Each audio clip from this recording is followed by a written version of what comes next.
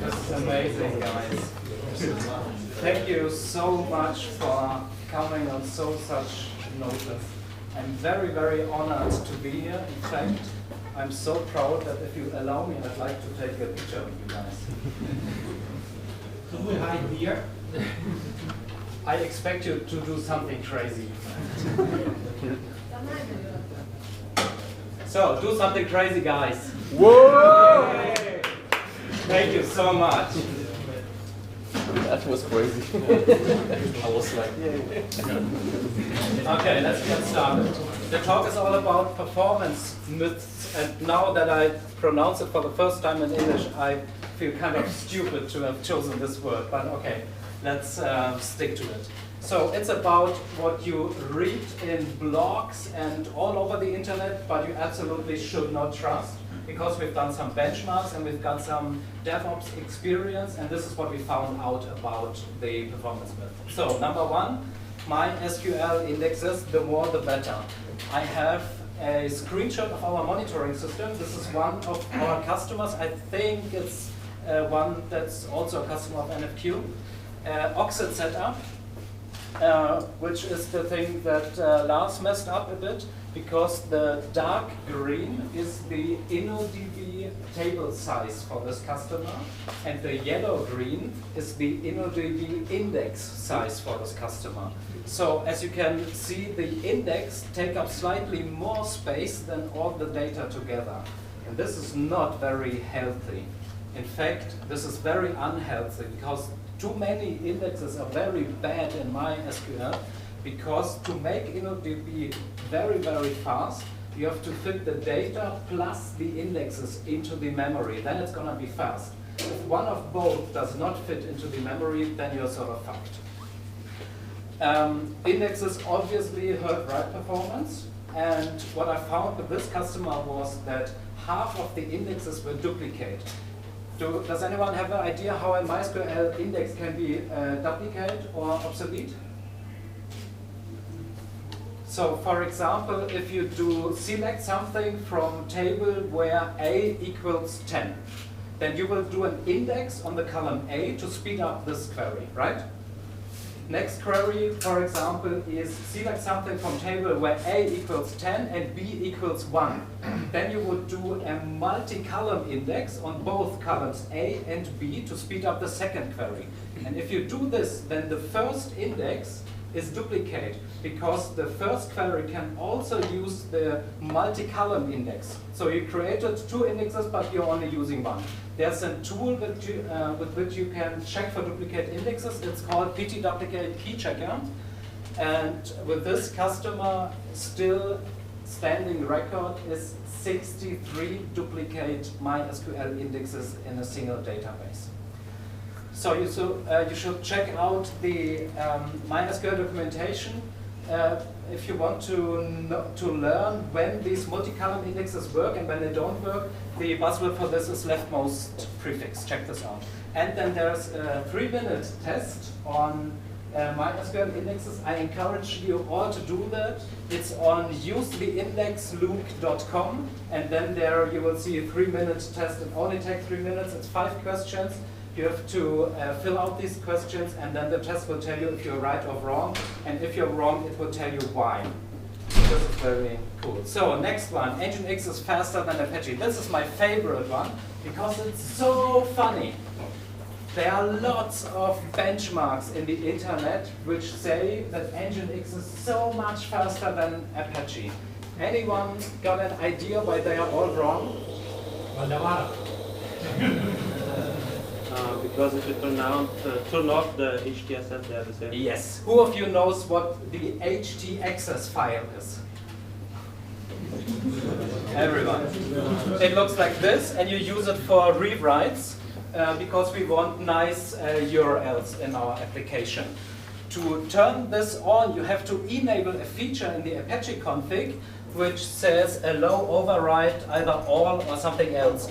And this is very, very wrong, because what Apache has to do is it has to scan the directory for the presence of this file on every single page request.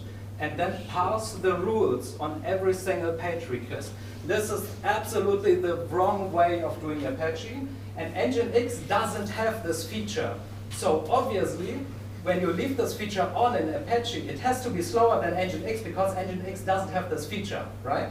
I've done some benchmarks, and I tested the speed in requests per second without an htaccess file, but the absolute numbers are very depending on the number of the CPU cores and the speed, blah, blah, blah. So I'm not showing the absolute numbers. What I'm showing is that the throughput without an htaccess file is 100%. And now we will take a look at what the penalty is of having the htaccess file, okay? So if you add the htaccess, you pay 14.5% penalty, and I am requesting a static file here. It was hello.html, so it's not even doing any rewrite. This is only the penalty for the existence of the htaccess file and parsing the rules inside the file. So, who has an idea why this is only the tip of the iceberg? What makes it really bad? Do one example.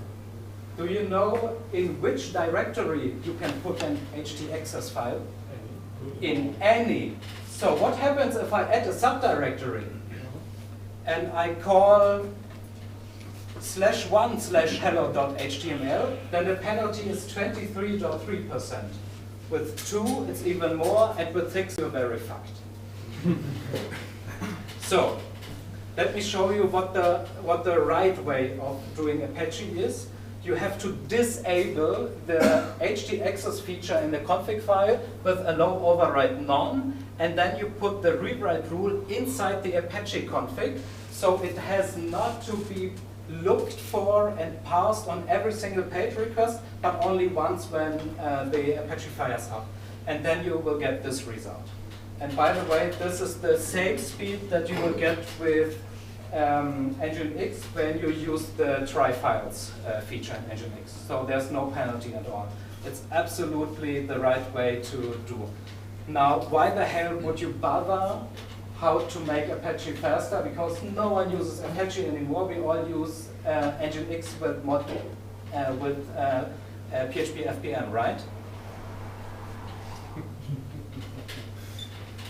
This one, you won't like it, but it doesn't change the fact that it's true. The red and the blue line is the performance of PHP FPM, and the yellow and the green line is the performance of Apache's ModPHP. Why is ModPHP obviously faster? And to be honest, I didn't believe it first. And by the way, this is a benchmark that I didn't do. I found that in the internet, and it's trustworthy. So I didn't believe it at first, but when I thought about it, it's kind of obvious why it has to be faster. Anyone an idea? Yeah? Sockets. You have to communicate. Yeah. PHP and the web server live in the same process with Apache's ModPHP. And obviously this has to be faster than having a web server process which needs to communicate either via WebSockets or even worse, via Ethernet with the PHP process. There's no way this can ever be faster. So this is the recommended setup. You may not like it, but still, it's the recommended setup. Use Nginx for static files and Apache and ModPHP for your applications. Next one, use a CDN or put static files on optimized servers. A couple of years ago, even me as a hoster recommended to the customers, you have to buy a dedicated server for the images to take away the load of these files from your application servers so that your application servers can concentrate on what they really have to do serving the application. Who of you still does this? No one, that's so great. I think they're all fell asleep. The static files make up 97% of the internet traffic, but only 1% of the load. So it makes absolutely no sense. And the next time someone tells you to buy a dedicated server only for images, punch them in the face and tell them I said so. You need to use CDN if you have intercontinental traffic to reduce the latency. This is very important, but this is the only use case. Or if you need DDoS protection, check out Cloudflare, or even better, ZDexes. And maybe you need on-demand scaling features, like your application tells the CDN via get params the dimensions of the image, and then the CDN renders the image in this way. Then you use a CDN. Unless you have these things, you don't do so. So next one, spread images and static file on multiple domains. This one's a bit tricky to understand. I will try not to go too much in the detail. The thing is that if you spin up a new TCP/IP connection, it is going to start slow. And while it lives longer, it will get faster. The term is called TCP slow start. And this means that the first packet in the connection will only carry up to 2 kilobytes. It's this one down here. And when this package is acknowledged and there's no error, then the second package will carry 4 kilobytes and so on. So the connection gets faster in time. And this is the reason why few connections which live longer is much, much faster than a lot of connections that have to be reinitiated all the time. So do not spread your images and stuff on multiple domains. Put it only on one single domain, because it's going to be much, much faster. This is also the reason why Keep Alive is such a huge performance impact, because Keep Alive puts the connection in some sort of sleep mode, but still when the next packet is transferred, it's still fast, and it doesn't have to start again. Okay? Using gzip is very, very obvious. I think no one here in the room doesn't use it, but there's still one use case where I often see it used wrong. Imagine you have a load balancer and application servers. Then you need to make sure that also the communication between the load balancer and the application servers is using gzip, because even on a fast Ethernet link like 1G or 10G, you can scrape up to 20 or 30% by using gzip. So this is a huge performance impact if you do not do gzip between the app servers and the load balancer. But obviously you have to tell the load balancer that if the client does not understand gzip, then the load balancer has to uncompress. And in Nginx there's a module for that. It's called gunzip. Next one is store files on a RAM drive. Anyone does that? No worries, it's okay.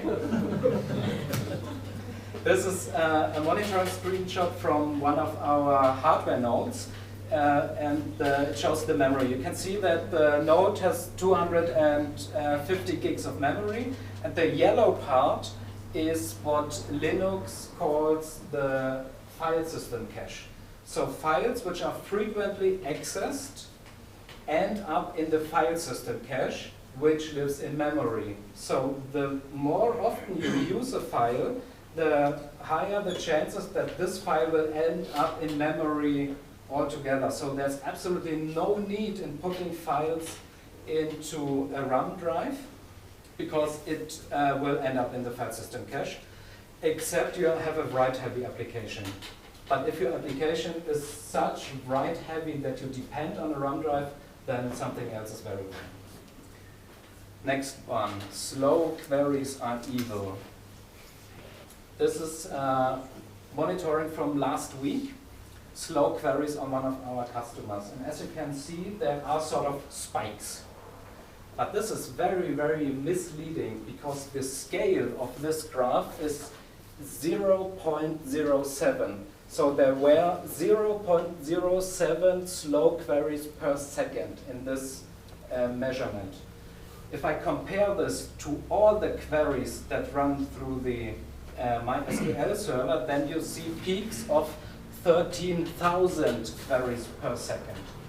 So what do you think will gain more overall performance? Peeling off 100 milliseconds on a query that runs only once a night when you import new products, or peeling of 10 milliseconds in a query that runs on every page request? Obviously, the last one. So, my opinion is you don't have to care about slow queries. You care about the queries which are run very often and which are very easy to make faster. It's low-hanging fruits, and you should concentrate on this instead of making something a bit faster that's gonna end up slow anyways. Okay, use memcache and Redis as an object cache. This is really a huge one because I did some benchmarks and it's really amazing. Okay, let me show you. First of all, this is I think this is also Oxid, where the web shop has to fetch the nice URLs from the database. This was a real customer where on one single page request we had more than 1,000 of these queries to the database. And I thought, like, let's get rid of these queries on the database and let's put them into memcache. Got to be faster. So this one is my first benchmark, SQL.php. I'm just basically doing the select and then the MySQL fetch assert to have it in an array. And I do this for more than 1,000 different queries. And the benchmark is how long the script runs. Okay. Next one is the same, but getting all the stuff out of Memcache. So obviously I don't have a MySQL connection, but a Memcache connection here, and I have to compute a hash about the query, because in Memcache you cannot use any string as a key for an object. So I'm using MD5 here. And then I do a Memcache get on the hash, also 1,000 times. And the last one was to use APC user cache. Basically the same. I also need the MD5, but I forgot one thing. Memcache can only store strings, so if you want to have it as an array, you have to do the unserialize, and while storing it, you have to serialize it. You don't need the unserialize in APC user cache. So, what do you think? What's the fastest? Yeah. What's the slowest? Serialization. It was very surprising that, in fact, Memcache is not faster than MySQL at all, because the unserialized takes up so much time that it has no benefit over getting the query in the first place. But why is there a difference between Memcache and Memcache running on localhost? It's the loopback device, right? No Ethernet overhead, loopback device, then you are very fast, and APC is obviously the fastest with 10 milliseconds. Okay. Next one, varnish or full page caching will make your site faster.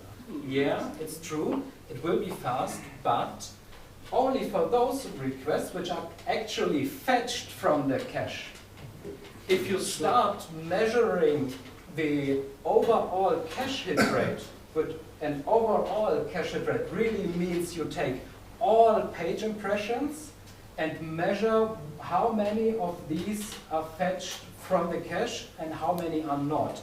Then you will end up with something like this. These are 3 real customers, and they had a hit rate, one had a hit rate from 50%, one 13%, and one 71%. Any idea why this is so different?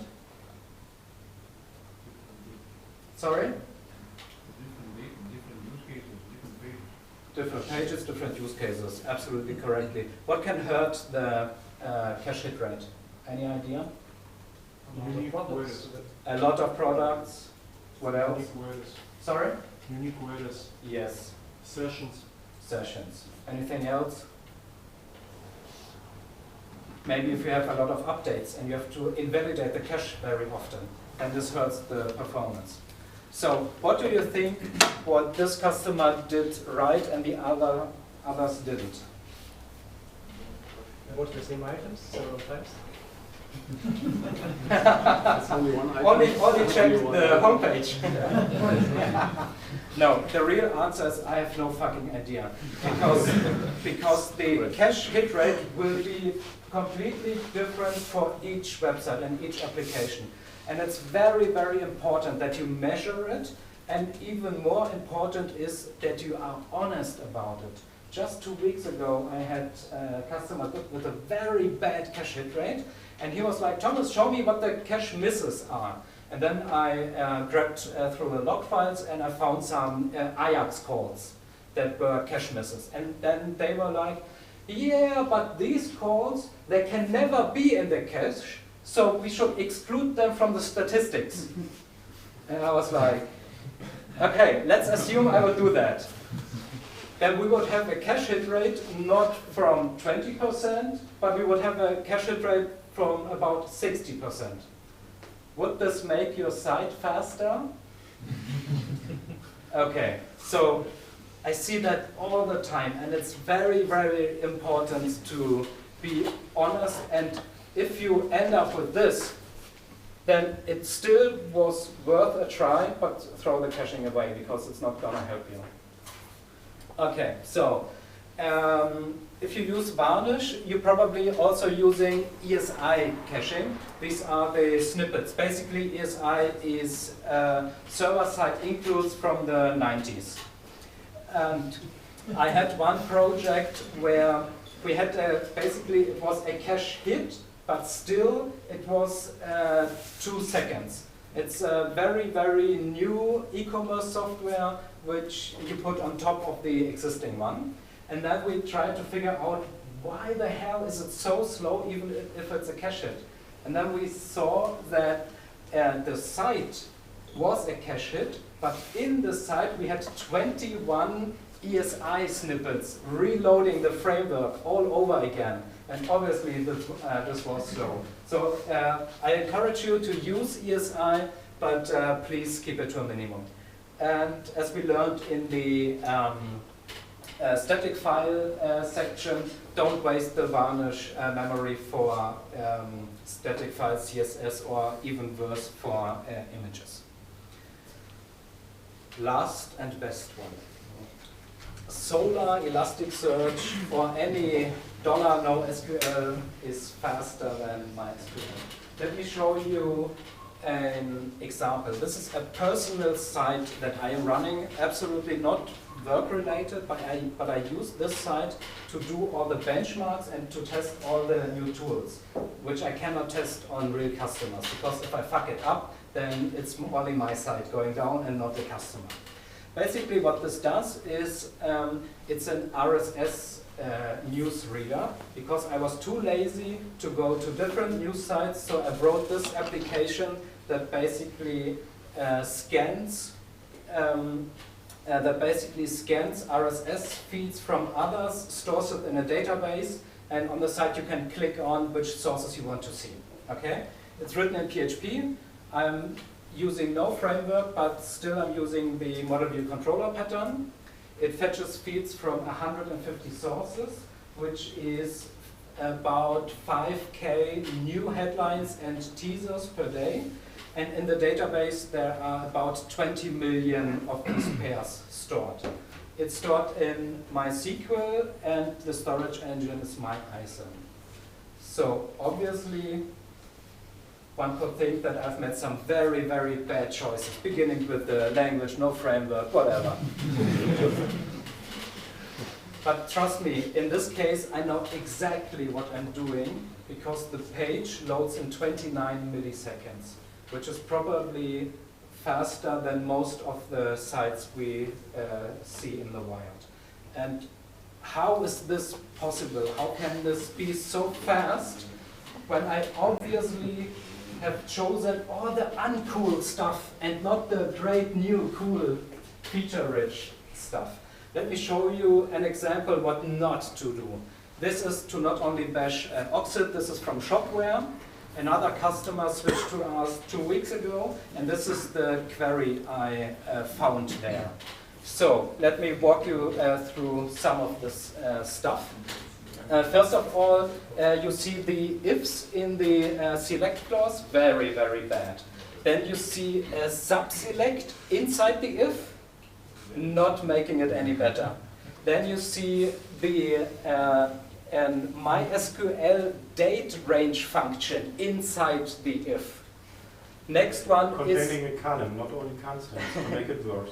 Next one is sub-select. Then there are tons of joins. Can you scroll down to the end? Join, join, join, join, join. And the best part is, I think, maybe you have to get up to see this. The best part is this down here. Order by on 2 columns from 2 different tables. Are you fucking kidding me? And when the result is finished in sorting, we throw everything away but the first 48 lines. Because of the limit down there. This query runs, I think, 7 seconds or something. Please don't do this. And if you see someone do this, punch them in the face and tell them I said so. So on the site justmac.info, I'm using this kind of query. Select something from headlines where day equals the MySQL format of the day, and feed in, and then I have constants and brackets, which basically is some sort of range, but still it can use the index, the 2-column index on day and feed ID. This query runs in less than 1 millisecond on 20 million rows. So I still have 28 milliseconds to waste in PHP. Okay? The conclusion of this talk is, it's not important which software you choose, but it's very, very important that you use it the correct way. Sorry. But still, we all tend to use it constantly wrong. And why is that? This is because of a very, very common misconception between developers, marketing people, and users of the software. And let me visualize this for you so you see what I mean. Imagine you are the developer of a, let's say, e-commerce software.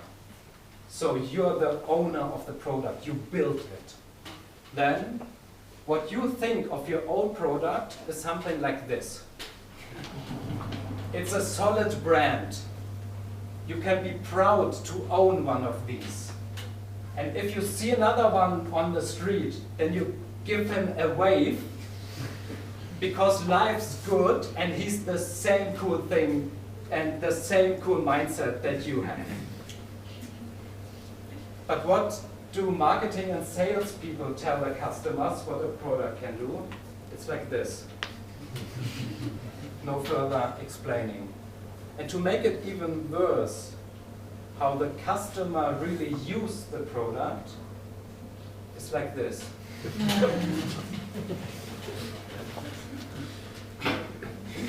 I will keep this on for a while. So, if I could wish for one single thought that you guys take home from this talk, then it would be this one. Don't be the guy with the sofa and ask yourself, am I using it the best way, or am I just doing what all the others do? And that's it, folks. Thank you so much for your time. Next up will be Chris with really deep shit MySQL stuff, but thanks for now. Thank you.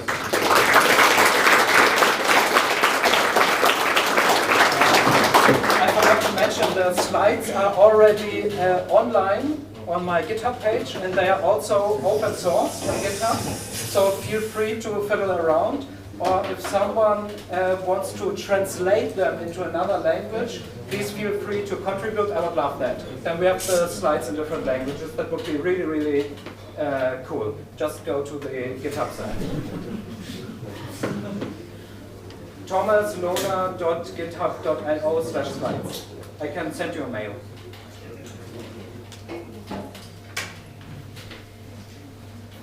You need this? No.